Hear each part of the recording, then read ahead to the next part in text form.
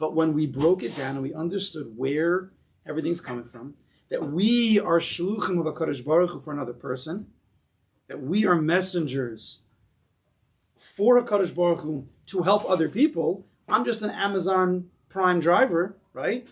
So therefore, who am I to start demanding even a thank you from another person? Now this goes against everything that we know. We're taught we have to say thank you, and then Mimela we're taught to expect thank yous. We're taught to have Hakar Satov towards others, and therefore we automatically expect that others will be Makar Tov to us. Now, all those expectations were created by ourselves.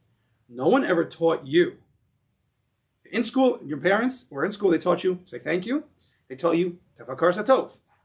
Did they really explain the sugya? Probably not. But those words they told you, and you understood basically what that means. No one ever told you that when someone gives you something, you should expect and demand a thank you. That when you help somebody out time and time again, you should demand and expect a Hakar Satov. Nobody told you that. That became Memela. Because if I'm being told to do that to somebody else, so then obviously they should be doing it to me. That's how the world works, right? It's a business partnership. That's not true if you want to live a happy life. That's not true if you want to live a tranquil life. Therefore, it's not true if you will live a life of bitachon. When you live a life of bitachon, really, really with a Borei Olam, we've been discussing for the past 2 weeks, we went back a little bit in time, not just to bitachon, but to emunah and to avodas Hashem, and we'll discuss it again today, and then to bitachon, which is the 3 gates of Shaar Habitachon, of Chovos Levavos, before we get to Shaar Habitachon. As we've been discussing those gates, and we've been opening up the sugya a little bit more, which is very, very important. Really, we should go back to the beginning. However, we're really settling down with, hopefully, again, over time, that we are sent into this world. We are connected first and foremost and forever with the Kodesh Baruch Hu. First, foremost, and forever with the Kodesh Baruch Hu. He gives me life. He gives me everything I have. I am here to serve Him. Before anybody else. Before, right, when Adam comes into the world, before there's a Chava, before there's a Kain and a Hevel, before there's a Sheis, before there's a Moshe, for all that, it's Adam and a Kodesh Baruch Hu. Alone. In recognition that there is a Creator, and everything that I have is from Him. I am an Eved Hashem, I'm a Shliach, I'm sent into this world to live, to grow, to connect with people, to help people, to whatever. Sometimes we also hurt people. We're sent into this world to be part of that situation. So we have to always look at ourselves as shluchim, as messengers of a Kodesh Baruch Hu. Therefore, becoming, the word is impersonal. Impersonal more often than we've ever thought about. Impersonal means it's a little bit of a cold word. It's more objective than subjective. It's all similarities, right? It's all bechinas of the same thing. That when I'm dealing with a person, so if I'm giving to this person, so it's personal. I'm giving him, there's a relationship. But if you just leave it like that, well, then you take it personally, that's the way they say it, when he doesn't give back to you. Right? So that becomes the problem. And that's the breakdown of bitachon. When we're dealing with other people, we should take it very personally. And we should love them and help them and be very emotional with them. Because my job, I'm a shliach of a Kodesh Baruch Hu, towards my wife, towards my kids, towards my friends, towards whoever it is, and therefore to deal with them in the most appropriate, full way. That means mind, thinking about them in whatever way, being emotional with them in the way that they need. This person needs my love. This person needs my tough love. This person needs me to be angry at them if it's appropriate. This person needs rachmanas. Each person I have to deal with them emotionally, personally, according to my shlichus, how I'm connected to them, how Kodesh Baruch Hu wants me to deal with them.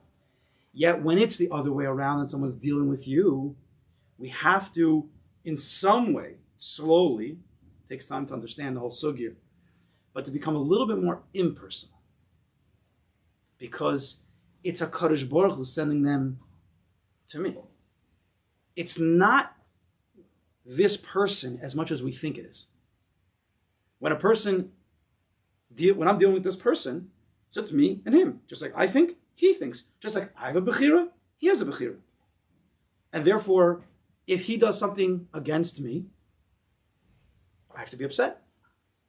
I'm allowed to be upset. I'm taking it personally. Right? If I give to him, and I'm giving to him out of love, I'm giving to him out of mercy, I'm trying to help him in whatever way, and he does not respond in kind, how dare he? How can you not thank me? How can you not appreciate what I've done? This becomes a lot of issues that we live life with all the time. Mostly it just stays under the hood. You have a person who's vocal about it, but very often it doesn't come out. It stays in the mind and the heart, and we don't even realize how our relationships with, it could be ourselves, spouse, children, friends, congregants, are all, what's the word? Not neutralized, are all, they're subject to, but it's a better word, subject to problems that we're not expressing. We're upset. We are, I can't speak English anymore. We are, what? There's a lot of tightness that we have on people that we'll never say, that are just swishing around. And it creates a distance between people. And people don't even know that it's going on. The person himself doesn't even know what's going on. He doesn't realize. Because he thinks that's the way it is. I'm allowed to be upset at him. I'll never say it because I'm a nice guy. That's the whole message right? That's the message. Yeah, there are mitzvahs against that, but let's say it's not as right. I don't know, that mitzvah. I'm not saying on the level of hate, but I'm saying what we're talking about, you're keeping it inside. Yeah, keeping it inside. Keeping it inside, and it creates big problems. It creates big problems without you even knowing about it, because you take everything personally. So now, let's get back into our sugya. We're going to go to an extreme case dealing with enemies. A person who's trying to harm you, right? We're going to see how the Chovos HaLevavos, Shaar Habitachon, teaches us how to deal in that situation. And if we have to deal in a certain way with enemies, then we can learn from there everybody who's not as, I don't know what the verb of enemy is, as bad to us. Is there a verb for enemy? Right. Yeah. Whatever. A verb? A verb for the word enemy. Oh, You know? It's a verb. Okay, go back to the maple leaves. Let's learn, and we'll see. But we keep talking about how bitachon really, it enters into every aspect of our life. And we have to let it. We have to always be thinking bitachon first. Bitachon connects avodas Hashem. Avodas Hashem is emunah. How could you not be thinking about this all the time? And this is going to help us live a life of simcha, live a life of tranquility, especially when things aren't going our way. Okay. So we learned, page 161, 162, 163, about a sugya where you have a person who is trying to do bad to you. Clear. He is trying to harm you. I don't know if it's physical. He doesn't say. It sounds not like physical. It sounds more he's like trying to harm your money, trying to shame you, trying to get you in trouble, embarrass you maybe. Let's go more in the emotional sense, okay? Not the physical sense. It could be that also, but I don't want to go there right now. Says the Chovos HaLevavos, I will read to you the English on page 161. However, with regard to matters pertaining to his enemies, those who covet his possessions, the person who clearly is jealous of you, he wants your stuff, and he's trying to get your stuff, and those who seek to do bad with him, this person is trying to hurt you, he should rely on the Creator, may he be exalted. Shaar Habitachon. What does that look like? Let's see what that looks like. He should tolerate when they embarrass him. What does it mean, tolerate when they embarrass him? Keep quiet. Don't yell back. Don't take revenge. Tolerate it. Stay at peace as much as you can. Tolerate it. Be sovel. And he should not take retribution from them according to their misdeeds. Let them do whatever they want. Let them do. Don't try to stop. Don't take retribution. Don't do payback. Protect yourself if you can. Right? Protect, of course. Protect yourself, of course you can. Rather, not only should you not be embarrassed, you should tolerate him. Not only that, rather, he should repay them with kindness. This guy is clearly trying to harm you. He says it. Hey, buddy, I'm going to try to harm you right now.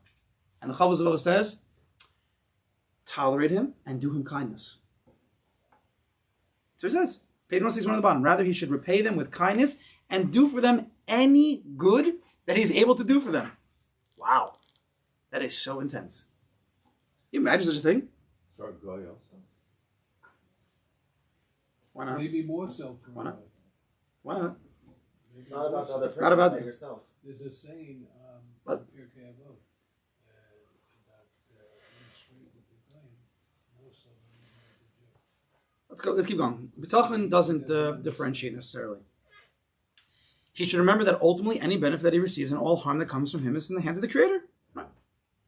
Just calm down. Calm down. If they cause him harm, now they actually cause you harm. Before they tried to. Now this person actually caused you harm. He damaged your money, your house, whatever. Your name. He should think good about them. This person legitimately damaged you in some way, and you should think good about them. And he should suspect that it is himself and his previous misdeeds towards God. You should take credit. You should take the blame for this whole situation. This is crazy, no? Up until now, it sounded normal. It's great, but this is maybe we should just rip these pages out. Can we do that? Do they do that in Sfarim? If you don't like something, you just rip it out? Not only that, you should daven and beg a Kodesh Baruch Hu for forgiveness. So this person hurt you, damaged you, you take the blame, and you ask forgiveness because you did something wrong, even though you got harmed. Sounds like the most opposite, illogical, crazy way of reacting if you're a person who just reads this for the first time and has no prior knowledge of Bitachon. Sounds crazy. Imagine telling this to somebody. He'll say, okay, I get it. In the world of Musar, a person should be above, he should control himself. But this is even in the world of Musar, this is pretty, should look to do good to him. The world of Musar might say, tolerate him, calm down, God's in charge. But to look to do kindness to this person.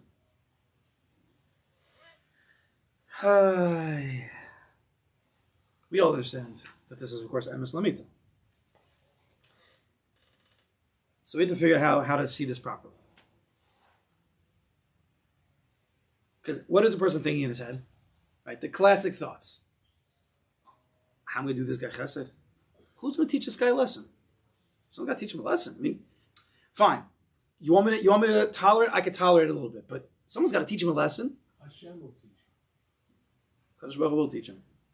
But you can imagine. Just imagine the last time someone did something to harm you or tried to harm you, which is, unfortunately, more often than we'd like.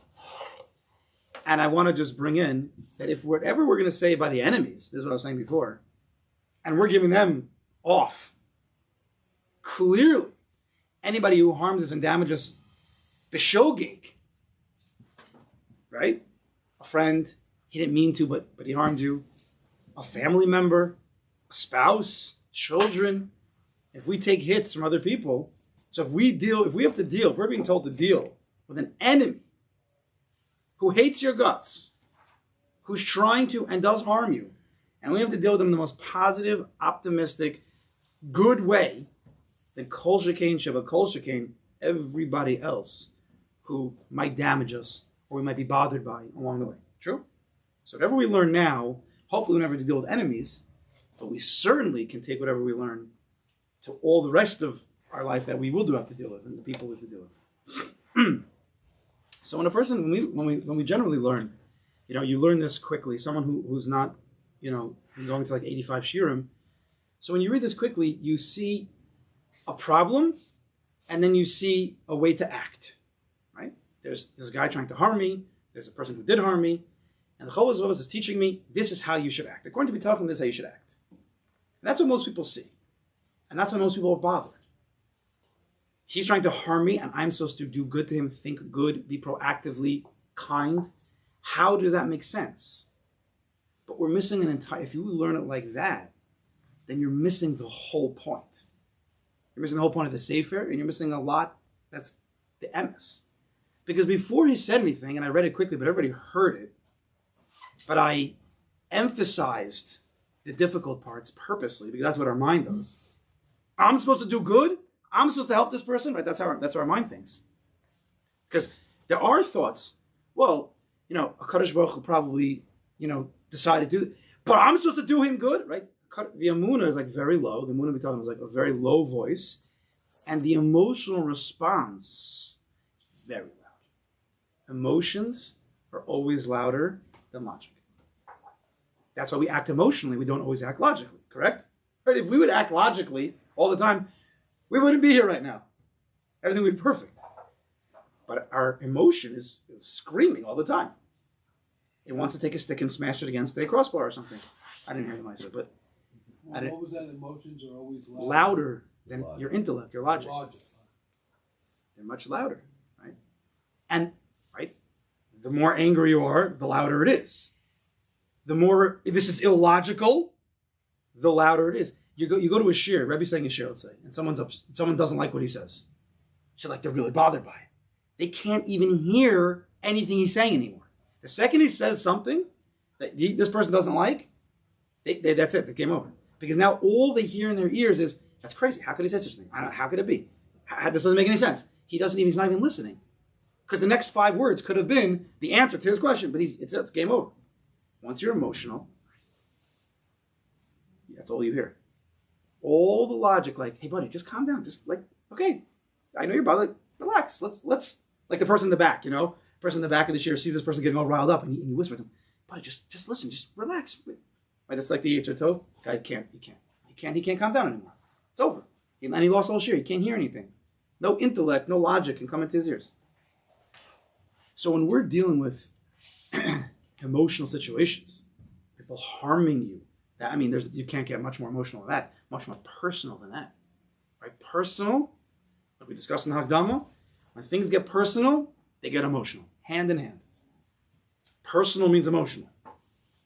Impersonal, as we'll get back to, impersonal means we are pulling back from the emotions a little bit. We're distancing ourselves from that person, personally.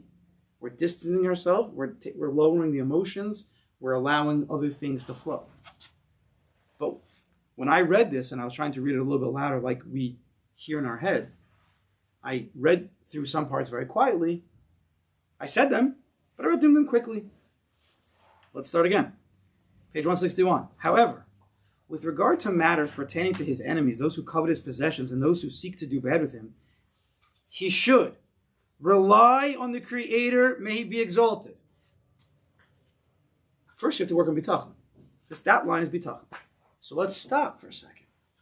Right? The emotional person who doesn't have bitachon, he quickly runs to the next line. Okay, great, I got bitachon. This guy harmed me. Let's see what the Chovos Vela says. And then the Chovos Vela says, do kind to him. And then he goes crazy. But what does it mean to rely on the Creator? Right? If we have the first half of the Sefer, we at least have the intellectual knowledge to know what does that mean. So let's stop for a second and let's do everything in slow time. Right? If we'd be able to react slowly to things in life, we'd be okay. Problem is, when things are personal, things are emotional, everything moves much, much faster. We know that. We need to slow down. Become impersonal. Count to 10. Count to 10. Even to count to 10 takes bitachon. And then when you're counting to 10, let's go through the bitachon 1 to 10. So we have 7 yisodos. But let's just work on 2 of them. Now, to really work on this though, bitachon, and I expanded this last week and 2 weeks ago, we have to go back to emunah. Eventually this process becomes, when you do this again and again, it becomes just like driving. And I always tell over the story, I'm sure I said it in one of the early shiurim because I remember this clearly, that when my mother was sitting with me to train me to drive, 10 and 2, okay, rear view, side view, buckle, everything was so robotic. It felt weird, and everything was not smooth. And I remember exactly where I was. I don't remember how many hours. They'll say 10,000 hours, right? At some point, my 10 and 2 position, it just went to the way that most people drive now, where the hand's like on like the 1.5, just like relaxed. It went from robotic, I have to do exactly according to the rules, to then it was downloaded. It's now smooth. That's how all education is, all learning. That's why it's kolos chalos kashas. Everything's difficult at the beginning because you're learning. It's educational, it's robotic. But eventually, mikan ve'elech erev mikan, right? It becomes sweet after. It flows. So when we're learning the sugya of Amun and Bitachon, which are the biggest sugyas, at the beginning it's robotic. It is. And you need to have a checklist. You do. But if you do it enough times, again and again and again, it becomes just natural. And then you're living a life of Amun Bitachon, rather than just being a student of Amun Bitachon, which is very good. To be a student of Amun Bitachon is the greatest, to be the greatest Talmud of all time. You're a student of a Kodesh Baruch Hu. But to then be living it, right? To be the assistant teacher, right? The best in the class becomes the assistant teacher. That's already a different madrig. So Amunah, of course, we all know this, but sometimes until it's really downloaded in the real sense, we need to go through it. So we have to go back to Amunah. And Amunah, of course, is HaKadosh Baruch Hu runs the world, and I really believe that. I really believe that. You have to work on that. You can't just say it. But then step two. Step two is, this is what we added the past 2 weeks, and this is really going back to Shaar Habitachon of Chovos Avavos. I know, I'm sorry I added this very late in the game. Really, we should go back to everything. But let's download it now. So part 2, between Amun and Bitachon, is a very important Nakuda. I really believe a Kodesh Baruch Hu runs the world. Really, really. Everything comes from him. Next step in the logic is, well then, everything that I receive from my life this second, from my eyesight, from everything that I have, comes from him. If he runs the world, and I really, really believe that, so the next step in the progression is, therefore, personally, he's giving it to me. This is where you can be personal. We're going to talk about this. We have to learn to become personal with the Kodesh Baruch Hu, and a little bit more impersonal with people. A little bit more. Okay? That's where we're going to trade out the personalness, whatever, with people. We're going to trade it in for being personal with the Kodesh Baruch Hu. So how do you become personal? Right? Most people, the Munah, it's God created the world. They believe the trees from a Kodesh Baruch Hu, the skies from a Kodesh Baruch Hu. Every event, they believe it's from a Kodesh Baruch Hu. What does that have to do with me? See, Chovos Avos explains, well, if you just think about it one more step, well, if the sun is from a Kodesh Baruch Hu, then he's the one who's giving you heat right now. And he's giving you light right now. And all of the air, the oxygen that's coming from the CO2 and the photosynthesis or whatever the process is, and all the air and the evaporation, and in my eyesight, that's a Kodesh Baruch Hu giving it to me right now. He didn't just, it's not just an impersonal God, right? Emunah is very impersonal God. There is a God, I believe it. What's it to do with me? So Shaar Habitachon, and then we'll see, of course, Shaar Habitachon, makes it a big change from an impersonal God to a personal God. Because everything that I have is going into me. Whoever I am, whatever I have, lamaisa, for real, is from that loving God. Now we have a connection. Says the Chovos Avavos, and I'm repeating, but we have to keep repeating again and again. That enters into the system. So if there's input into a system, we know there has to be output. Right? Every system, if there's input, there has to be an equal and opposite output. Whose law is that? I don't know, Newton or something. Right? Chachma b'goyim time. So what's the output? If I'm receiving everything from a Kodesh Baruch Hu, he's giving me light, he's giving me health, he's giving me a wife and kids, and he's giving me spirituality, he's giving me a Rabbi, he's giving me Sfarim, he's giving me learning, he's giving me help. You got to go to the other side also. One second, let me just finish off the thought and we'll talk to the other side. So he's giving me all this stuff that's coming in. So what's the out? Well, I want to give to him. Very simple. It's the same exact thing. If he's giving me everything, I'm receiving from him, so I want to give to him. I want a Kodesh Baruch Hu, Kiviyachol, to receive from me.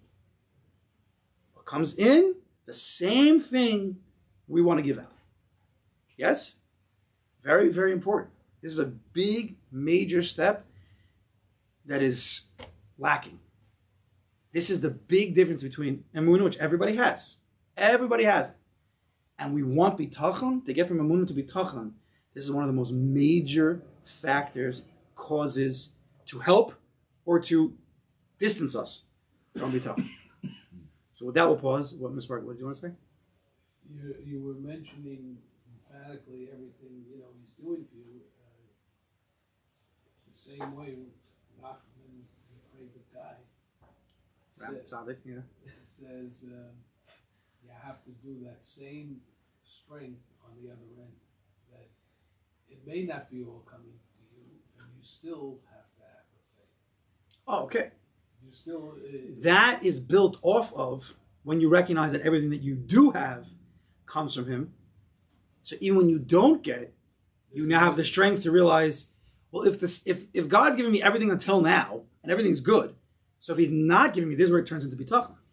So if I'm not getting something, he probably has a good reason for that. Because he's giving me everything until now. Now we have to go understand that's tougher. That's tougher than, hey, everything is good. Correct. This is bitachon. So now when things turn south, that's a very difficult road. Welcome to bitachon. That's bitachon. But you build the strength. It's not just strength. You build because you have a proper way of seeing the world. Proper perspective. Emunah. Then we'll call it the input, which is called Shaar Habitachon of the Chovos HaLevavos. And now, Kishem Shemavarech Al Hatov, it's a Mishnah Perkei Avos in Maseches Brachos. I always quote this again and again. The simplest and the biggest Yisodus are all, we already read them a million times, we just didn't really download it. I'll start with the question. It says in the Mishnah, Kishem Shemavarech Al Tov, Mavarech Al Ra. Just like you bless Hashem for the good, you should bless him for the bad. Bless Hashem for the bad? It's the question everybody asks. How could you bless Hashem for the bad? How could you thank an enemy? How's that possible? How do you get to such a madriga? I believe it. Okay, everything's a God. I believe it. This is what a person's going through his head. Of course I believe everything in God. How do I do that? How do you get to that? I don't know. How do you get to it? And it's really just emunah, right? Well, Kodesh Baruch Hu runs the world. We all believe that. Therefore, everything that happens, even Ra, quote unquote Ra, I believe it's from God. But how do I, honestly, I'm an honest person. How do I live the mission? It says, it's clear. It's a mission, it's a halacha. It's a mission. And it's brought down in Shulchan Aruch, pretty sure. Pretty sure it's brought down in Shulchan Aruch. It's a Mishnah.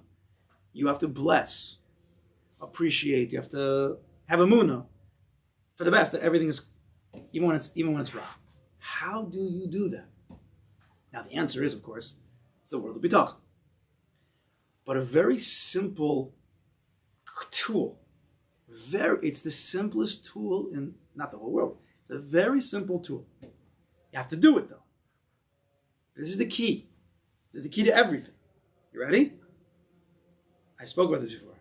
What's the tool? I might know the tool. And it's already right in front of your eyes. And it's always, again, I'm going to tell you how your brain works, because our brains are sick. Unfortunately, we have to work on it. We have to cleanse it up.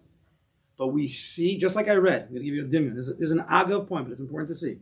Just like when I read on page 161, right? And I read it in a way where the MS is low, and the difficult things, the emotional things, get very, very loud. And our brain did it automatically. You didn't ask for that. That's just the way it works. So too, sometimes we overemphasize the difficult parts, the parts that it's illogical, and we skip over the logic and the answers to everything. What does the Mishnah in Brachos say? Kishem shemavarach al hatov mavarach al hara. Just like you praise the Kodesh Baruch and you bless him for the good, bless him for the bad. So what's the tool to be able to handle the Ra? Well, if you would spend enough time appreciating what you have that's good, blessing a Kodesh Baruch for the good, if you'd have real emunah, if you real hakaras hatov to a Kodesh Baruch for every single thing that you have, all the tov, kishem shemavarach al hatov, according to the way that you're mavarach a Kodesh Baruch for the good, real, not just reading words in a siddur, which you get schar for, of course, but emotionally, you really are thankful for everything you have. The more the merrier. Every breath you take, kol neshima neshima tahal kol, you could praise the Kodesh Baruch Hu. Kol shekan everything else. Well, breath you really need a lot, but you understand. To the exact degree you thank him for the good, you will have the wherewithal to thank him for the wrong. Because if you're thanking him for the good, for real, that means you have emunah. You believe everything that's coming into your life is from him. And you can't trick the system. Are you really thankful or you're not? Each person has his own world. No one knows what's going on in someone else's world. Are you truly thankful or not truly thankful? Do you really believe it's coming from him? Or just, you got this thing and therefore you say, thank you Hashem, like it's, just words. Those words are good, but is it real? Are you misboning on that? Are you thinking about that? For real, for real? Are you emotional about it? Right? Not just mouth out. Again, that's good. But that's you don't live life from your mouth out. I mean, that's what's going on in the world. That's why there's destruction. You want to live life properly? Here and here, of course. Not just this. Talk is cheap. Everybody knows that. It's a famous statement. It's been around since the Kodesh created the world. Right? So if you have the real emunah, the real Shaar Habitachon, where you're allowing the input in and you're feeling it, you're living it, and you praise the Kodesh Baruch for the good, so even when it's not good, that's bitachon. You'll have the ability to even be mevarchim al hara. Kashem shem mevarch al tov, Shaar Habitachon, mevarch al hara is Shaar Habitachon. But you need to go through the proper steps. If you go from I believe in a God to then how can I bless him for the bad, that's a difficult journey. People can do it. It has happened. But it's not the appropriate way if you're learning and you're trying to have a process of aliyah, of ascent. Right? So there's a process here. If we'd stop, I've been talking about this a lot lately. I think it's the MS. I hope it's the MS. Pretty sure it's the MS. Oh, first of all, I forgot. Lilo Nishmas, this year is Lilo Nishmas Rivka Bas Chaim. I think the Ross is for sponsoring. What did I say? About Ra. We're talking about it a lot. I know. You said that you have said before. Oh, thank you. So what I've been talking about lately is, it's an important point, I think, is that when we come to, let's say, tefillah, the tefillah is really the main headquarters. Even though we should be doing tefillah all day long. Tefillah is the main headquarters where this interaction's happening, where we are appreciating what you get, because all davening is praising HaKadosh Baruch Hu, thanking him. We run through it very often without really, understanding what we're saying. Okay, you have to work on it. Tefillah is that place. Now, when it comes to tefillah, what has become, for a lot of people, no rules and there's always exceptions, is that tefillah is the time when a person asks HaKadosh Baruch Hu for all of his wants and all of his needs. Which, of course, is true. There is a very serious part of tefillah that's what it's about. But if that's all that your tefillah has become, it's blah, blah, blah, blah, blah, blah, blah, blah, HaKadosh Baruch Hu, I need parnas, I need health, I need wealth, I need this, a person's sick. True, all these things are true. Blah, blah, blah, blah, blah, blah, blah, blah. If that, then we're missing out on Kashem Shem Mevarach Al Hatov. All we're doing is talking about Ra. I'm missing this, I'm missing this, I'm missing this, I'm missing it. Tefillah is down. Like you're going into davening, no positivity. It's all, this is what I'm lacking in my life. God help me out. Emunah, of course, 100%. But we're not living with what we have. We're not really appreciating. We're not thinking. We're not thanking. We're not praising. We're just talking about what we don't have. If we would take more time, this is Modani, this is 101. This is Akar Satov 101. This is part of that gap that we have to fill from Emunah to Bitachon. If you take more time in that world of Akar Satov, of praising Kodesh Baruch Hu, of thanking him for real, for each and every single thing you have, as much as you can. And even say it even if you don't mean it. Eventually you'll mean it. Now you're building a whole world of positivity, of confidence, of belief and trust in God. A very strong confidence in a Kodesh Baruch Hu. Because now you're saying everything that he's given you, which is so much. You can go back all the way till you're born. Kodesh Baruch Hu, you gave me life 20, 30, 40, 50, 60 years ago. And you gave me the parents, and you gave me this. Can you imagine if you have 50, 60 years of arrears of tov, of chesed, of kindness of HaKadosh Baruch Hu? Nothing you're lacking, just only positive. You imagine bringing that into your now? How could you ever be sad another day in your life? Of course, there are tragedies, there are things that you built up with all the Chazdei Hashem, but we often miss it because we're too busy dealing with the Kashem Shem Varach Hara. What I don't have. Again, it's human logic, it's a lot of things. It's the Yetzer Hara, it's the ego, it's all this stuff. has to be worked on. We have to first, we got to put it in front of us. We need to put it down in front of us to see what's going on. Who would choose a life of chisaron when he could choose a life? You could choose bechira, a life of being filled up. Why would we make that choice? Right? Everybody agrees there's bechira in this world? Basic is bechira. Bechira doesn't mean like very simply like, do I want ice cream or not ice cream? That's a low level. Bechira is, how do I want to approach this life? Do I see bracha? Do I see klala? Moshe Rabbeinu says, hey, look, nasati lefnechem. I'm putting before you bracha klala. Your choice. It's your choice. Doesn't matter if you're the poorest guy in the world or you're the richest guy in the world. Both people could be living lives of klala or bracha, depending on how they perceive things. So what do you want to live? How do you want to choose? Live a life of bracha or klala? It's our choice. This is really our choice. So why would anybody, and I'm talking about this yisod in different places with different people, everybody's running after simcha. We run after money, but we want simcha. We just want to be content and happy. So we run after all these things that we think will bring us to simcha. Well, if I have enough money to just pay my bills and I don't need massive amounts, but if I have enough money to pay I'll be happy. And that's really what we're trying to go for. So if that's true, that a lot of our life is running after simcha, which simcha is a very holy thing. Ivdas Hashem b'simcha. Why would we make choices, these are very deep choices, to choose a life of chisaron when we could choose a life of being filled up? We wouldn't have to run after a million things if we felt filled up. Of course, I'm not crazy. We need basics, obviously. But how do we go out to those things that we need to do, the basics that we need to live with? Do we go feeling a total chisaron or filled up with the chasdei Hashem? That's your choice. No one can push you either way. And a person can say, yeah, but this is wrong and this is wrong and this and that. Buddy, that's your choice, man. I get it. Everybody's got things that they could say. It's your choice. Right? Everybody's gone that route. Everybody's got excuses why they're not happy. Or you could just choose, let's just go with the things that you can choose to be happy. I have this, and I have this, and I have this, and this.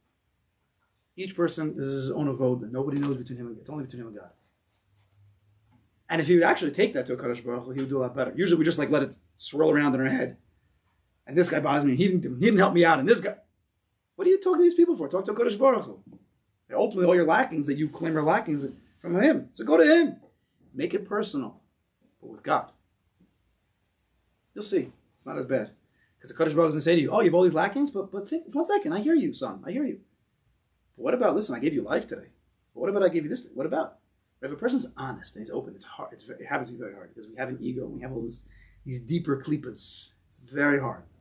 But if a person would be honest, for every tiny he has against the Kodesh Baruch Hu or another person, but how did you even get it? Person harms you with money. How did you even get the money in the first place to have that guy harm you? It just came from the trees? Kodesh Baruch Hu gave it to you. There's a lot of positivity that came before that. But what happens? When there's a black dot, everything is just the black dot. You forget about everything else. This is a major, I guess maybe we'll have another week of this, because I don't think we're done. But it's a major part of the sugya between Amunah, which everybody has, and Bitachon, what we're working on. You need this middle. The recognition, the input that everything's coming from a Kodesh Baruch Hu, and then the ruts and the desire to then output, to give to a Kodesh Baruch Hu, to be a Shliach Hashem in the best possible way, in a filled way. Kodesh Baruch Hu has shluchim that have holes in them. Kodesh Baruch Hu only chooses the best. Did you imagine a Kodesh Baruch Hu choosing a Shliach that's a lo yitzlach? A Kodesh Baruch Hu, God, who knows everybody, who knows everything, he would choose a lo yitzlach? No way. He only chooses people who are filled up. So everybody who's a Shliach Hashem, if we're a Shliach Hashem, we're filled up. But sometimes he does give us the bechira to choose. Do we feel filled up or we don't feel filled up? Kodesh Baruch Hu says, you are full. You are. But Lamais, I'm going to give you the bechira to choose if you feel that way or you don't feel that way. So we have to choose to feel that way. Yeah, this is not just intellect. This has to take time to settle down, to come to terms with a lot of things. But to truly live bitachon, for real, we need this to go. All right, so Mitzvah will continue next week.